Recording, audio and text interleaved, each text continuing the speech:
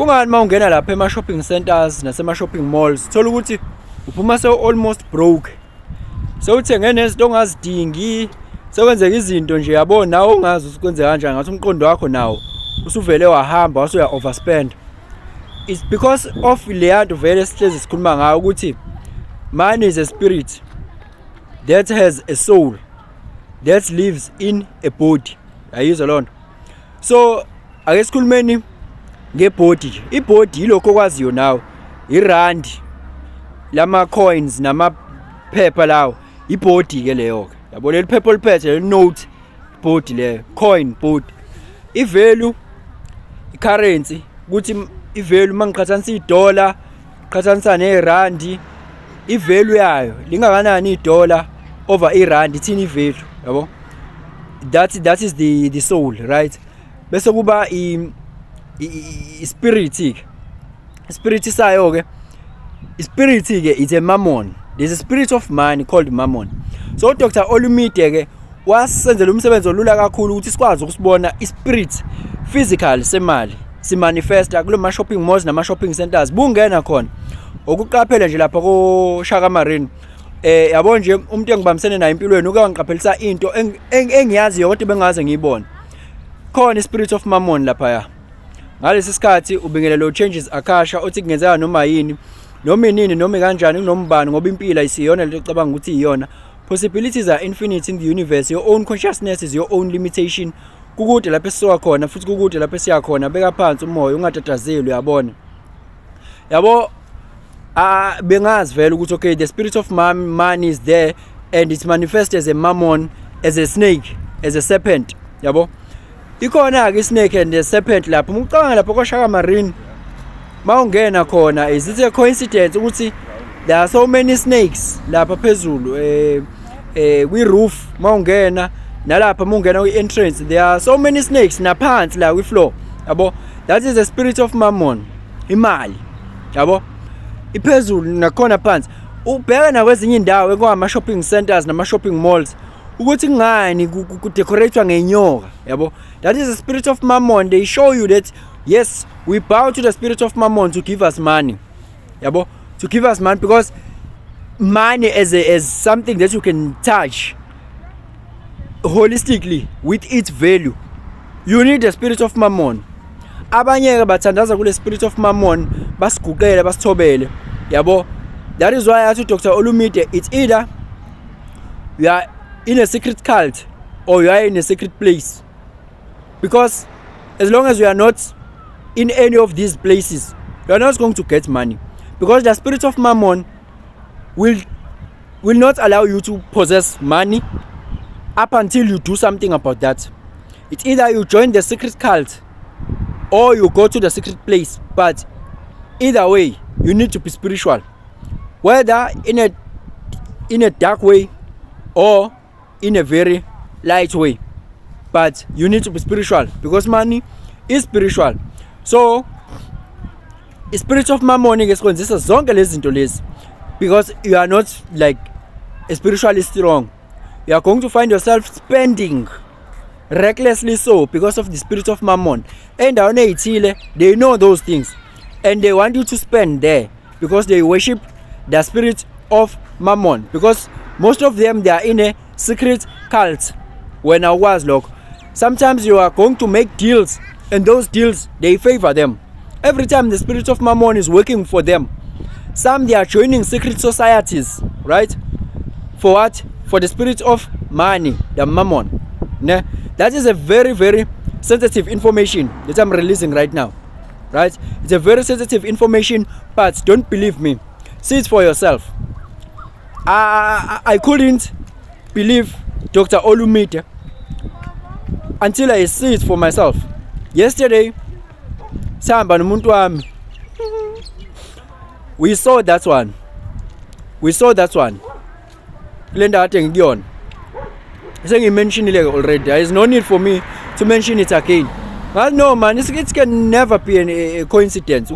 We see this because everything that is spiritual needs to manifest physical to see it. You cannot talk about umoya omubi as a spirit without seeing someone oppossess umoya omubi into kumele ukuthi iyenzeka spiritual bese uyayibona physical.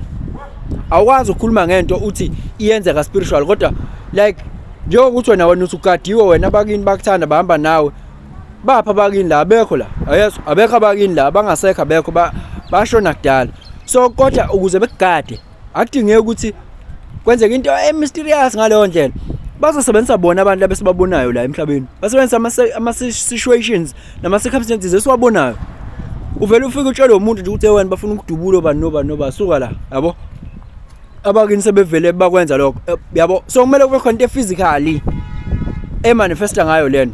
So ke the spirit of money ke is the mammon. So as I'm telling you ke ukuthi it's either you are in a secret place or you are in a secret cult. Yabo.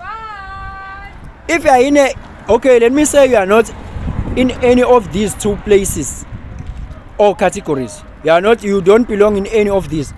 Sure, you are not going to have that money because money is spiritual. Ne? You are not going to possess that money. And what is going to happen? The spirit of mammon will take everything that you have, because any money that you have, any little money that you have, the spirit of mammon will take it until you are aware that you need to join. If you are in a secret place, it means you are praying, you are meditating, you are doing your fasting, you are opening your chakras, balancing your chakras, pranayama, you are doing all these things, you are grounding, you are on top of the mountain, you are cleansing, you are going to the sea, everything. You are in a secret place. You can't go. Akekho umuntu ongaba rich ngale ndlela, ongaba wealthy ngale ndlela la emhlabeni. Engayihambi lezo ndawo lezo. Akekho. Yabo? Ngeke. In one way or other, it's either you do that consciously or unconsciously. Either way, you are going to get the result. That is why emthethweni. So emthethweni angeke uzuthi awazi ubungazi. Angeke uzuthi ubungazi. Yabo. So you are going to face the very same consequences as someone obeyazi. You cannot break the law and say I didn't know. You cannot do that. You are going to face the very same consequences, right?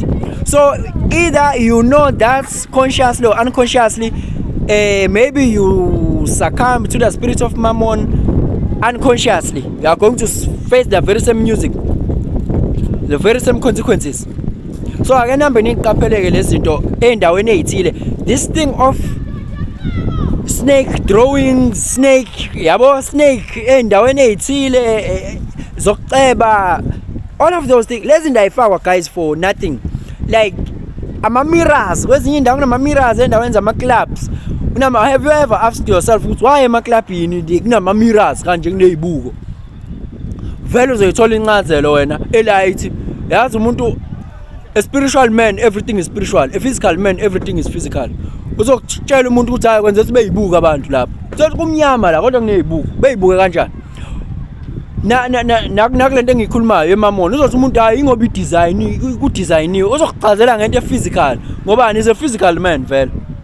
Ziningabe izinto ezikhona la unayo explanation yazo ukuthi kunganzi nje physical, but spiritual you don't have any explanation.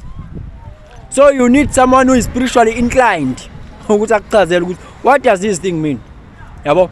Hey, impila iyona lento ocabanga ukuthi iyona. Good people, saqhubeka sashapa.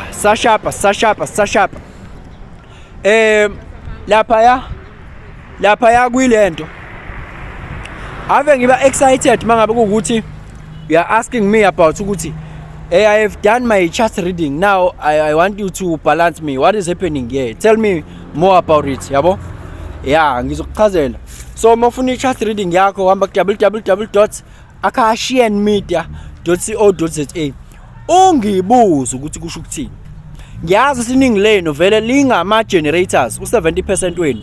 Good people, ngizona-emphasizela ama generators ukuthi ningalinge niyeke into eniyenzayo ingakabikho into eyivezile ekumele ukuthi niyenze. Yes, ningaforce futhi ukuthi ivele ngenkani into ekumele niyenze. Izoziletha, izoziveza yona. Wena stick with what you love, do your hobbies, be busy with what you love in the meantime. Musukuforsa ufuna ukuthi izinto ziziveze. Business opportunity izozizela in one way or other. Wena kwakho kuba observant. Sharp.